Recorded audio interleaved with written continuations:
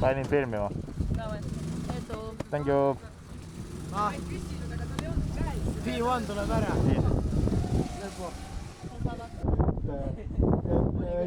Oli hea.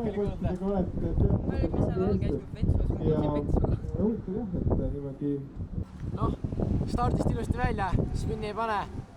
Lebo. Top 2 ja B-finaali. Lebo. Lebo. B. Jah. Jaa. Oota, mitu edasi saavad? 2. Lebos ma B2 näe. Easy. Teeme ära. Kas on midagi veel motivatsioonidest öelda? Radamärg, vihma sajab. On? Sul on kaamera praegu sees, või? Jaa. Mis ütlesid? Mõtle, see vihma sajab. Hea tundub, et mõtle, sinu jaoks ideaalne, sa saad hakkama. Praegu 100. No, aga märg on. Radamärg, sa saad hakkama. Radamärg.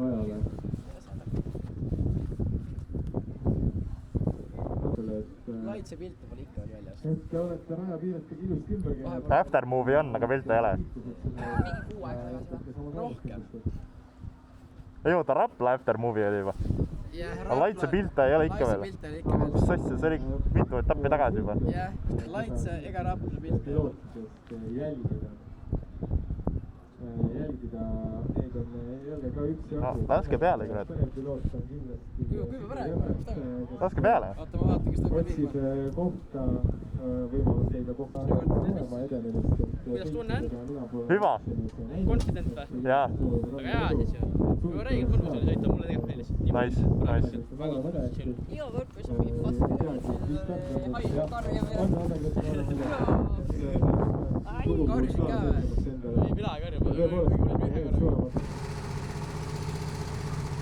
Nii, tervist siis ka nüüd postis minu poolt ja tere tulemast vaatama Laagri GP videot aastast 2025 ja kvali video siin mingil põhjusel oli läbinud, ma isegi ei mäleta, mis seal juhtus, aga üks stardis jääb kohe seisma hiitis ja üks on tagurpidi, nii et juba kaos õhus, aga tegu siis hiit 3-ga tänu vihmarežiimile, suutis ma tõusta tegelikult päris kõrgis hiiti oma kvaligrupis tuli siis 5. koht ja tänu sellele päris kõrge hiit siin olime kvaligrupis A ja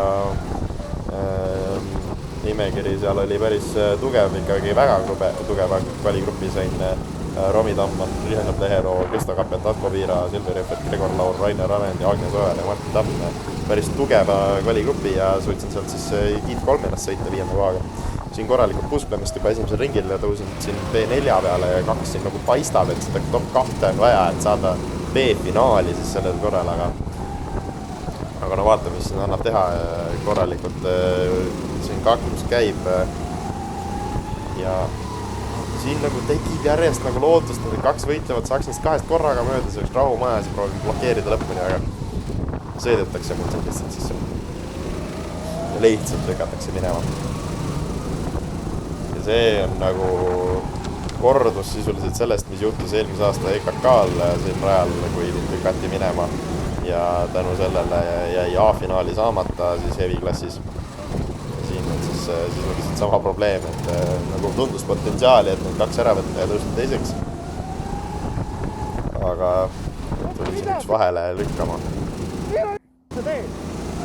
Lükkab teist korda veel niimoodi, et üks teine sõiti siin veel kannatab minu selle pärast. Ja jääb B-finaali tõusu võimalusest ilma. Ja kui ma selle videotega läksin kohtunike juurde hiljem, siis öeldi, et ei ole ju midagi. See on võidusõit. Nii et jah, huvitavad kohtunikud seal Winnipetis siis ja sinna läks minu igasugune variant B-finaali ei pääseda. Siin kukkusime korra juba 6. saime selle kohe tagasi ikkagi.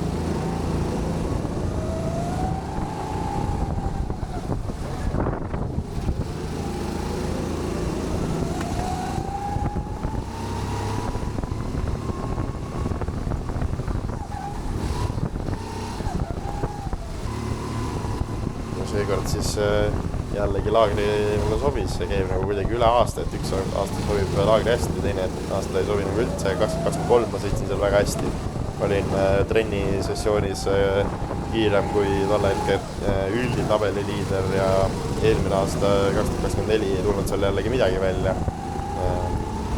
Kahjuks Corneri video on hävinud, EKK oma on olemas, kus ei toimunud sisuliselt midagi ja Hevi A-finaali ei pääsenud tänu jällegi minu äralükkamisele. Kukume siin 5. tagasi praegu. Kas see tõotab seda, et 2026 mul laagris jälle ei tule välja? Ei tea. Loodame, et mitte, loodame, et ikkagi tuleb.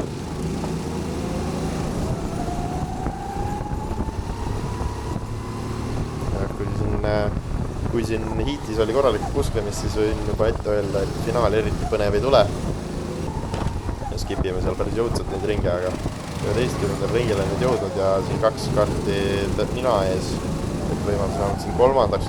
oleks tõusta, teine on juba liiga kaugel. Et B-finaali tõus on juba käeulatusest pigem väljas. Elu eest siin proovime kiibisid järgi ja proovime saada ka vahele kuhugi, et mööda proovida saada. See esimene kurv oli siin maru vastik selle viimaga. Ja tänu sellele siis ka kannatas kohe su teine kurv, kus on see metsa läks ja kukume siin hoopis kohe 6. kohale praegu, aga lükkame siis vastu. Natukene, et ei anna nii kergelt ära ja keerata see lihtsalt sisse ise, et keegi lõpuks sellest väga midagi ei kaotanud, aga sain siin selle koha siis tagasi, 5. praegu tõusime.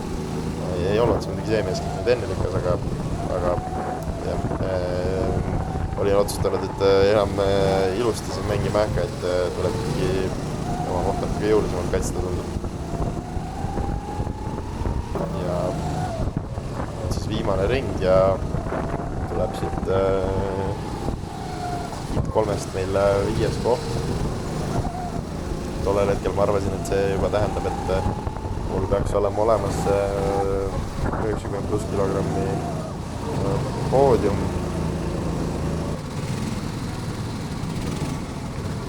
Või vähemalt vägagi hea võimalus selleks, kui ma ei lase mööda ühte sõitjat, aga siirem tuli välja, et üks 90+ kilogrammi sõitja ei olnud märkinud ära, ta 90 kilogrammi pluss sõitja ja hiljem siis arvestati selleks see poodiumeetri saamine läks keerulisemaks. Siis finaal. Ringil siin harjutasin Jokkerit. Jokker oli tegelikult huvitav asendus siia etapile ja aitas nagu veidi võidusõidule kaasa, kuigi siin vihmase pigem oli võimalik mööda sõita ja päris mitmes kurvis. Traditsiooni sillal oli olevale fännidele väikesed käesignaalid. Ja finaalis juhtus niisugune asi, et kaamera mount valmis ära ja enamasti on näha rooli ja mu jalgu seda nüüd eespool toimub, aga saab küll aru, mis toimub. Seda ikka näeb, kui keegi meil sõida lükati tagant, see ees oli laiaks ja sain ise selle koha omale täiesti tahtmatu lükkamine. Siis 4. kohal.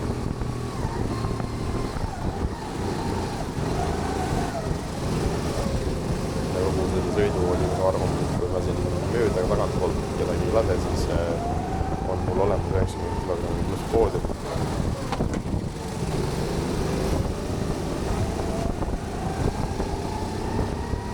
Siin lükkasime ära ja andis koha tagasi, et natukene ikkagi spordimehelikult on alles jäänud maailma.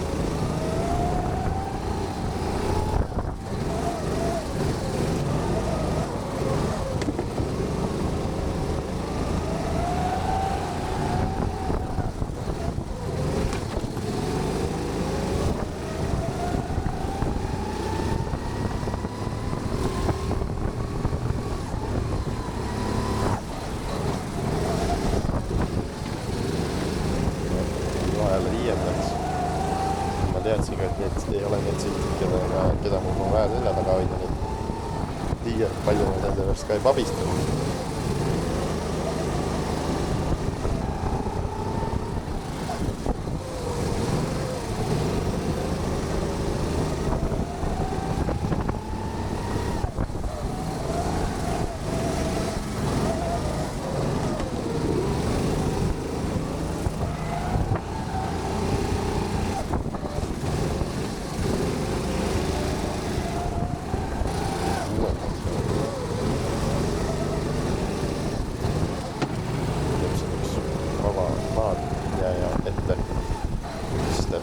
trajektoori võtnud kuskil pakk alla ja siin midagi rohkem toimunudki, 7-6 lihtsalt pool sõitu oma ette ja sõidu lõpus olin arvamus, et see on poodiumil saanud ja jäin 4. tema selle ühele, kes seal oli märkimata ja sellega kõik.